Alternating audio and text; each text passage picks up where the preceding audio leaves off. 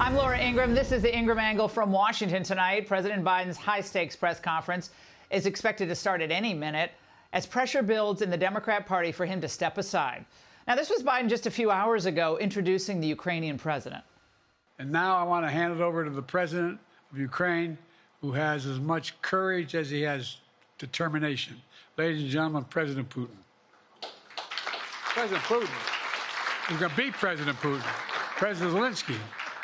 I'm so focused on beating Putin, we got to worry about it. Anyway, Mr. President. I'm better. You are a hell of a lot better. Wow. Now, that would be funny if it weren't so deadly serious. Fox's senior White House correspondent, Peter Doocy, is standing by. Peter, that moment was yet another embarrassment. But why the repeated delays tonight with this presser?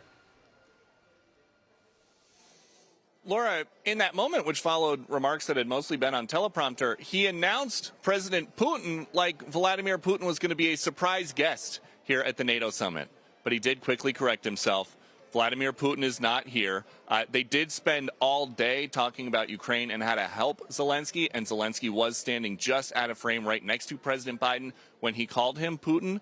But again, Putin not here. As for the delays, these NATO things are always delayed. We've been there in Brussels. We've been there in Madrid. The presidential press conference is always delayed. And so it's surprising somewhat that the White House decided they were going to try to put President Biden's closely watched press conference after a day of NATO events, because not everybody goes to NATO summits around the world and knows that they are always delayed. But people have been told all day he's going to be there at 6:30. If you have new questions about President Biden and his acuity, tune in at 6:30. And now here we are 30 minutes late. The room isn't really that full yet. It's a room that they've been recycling for events throughout the day. It's going to take I mean, they're not telling us any timing. It's going to take at least 20 or 30 more minutes, I would say, for him to be in here.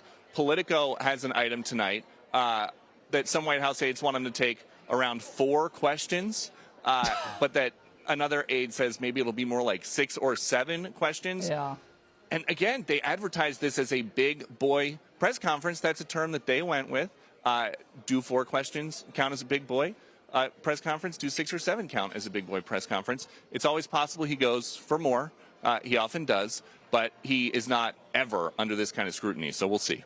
Now, Peter, I remember that presser that Trump did kind of midway through his presidency, where he ended up just freewheeling, going on, and it was probably the best that he ever did. And he was funny and engaging, and it was also a high-stakes moment during his presidency. But tonight, with this internal pressure building, it's like Doppler radar is showing the looming storm here in the party.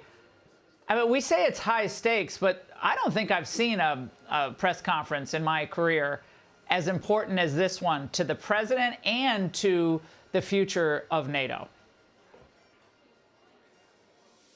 Well, that is true about the press conference that is to come. It is going to be unscripted. Many, many chances it's just impossible to predict what is going to happen.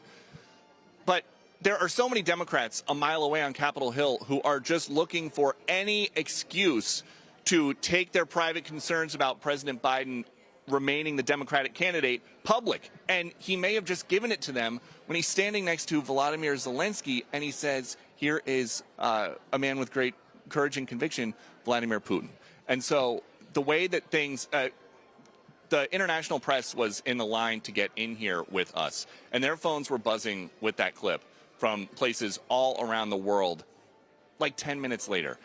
That's just the nature of a presidential campaign in 2024. And so even if he has a flawless performance on the stage behind us, which they are still setting up, it's possible that that clip is going to be the headline of the day. Yeah, well, as I'm going to say in a few moments, Peter, that was not the first time something like that happened, but it was ignored for many years. Peter, we'll go back to you when this thing gets underway. Thank you so much. Hey, Sean Hannity here. Hey, click here to subscribe to Fox News YouTube page and catch our hottest interviews and most compelling analysis. You will not get it anywhere else.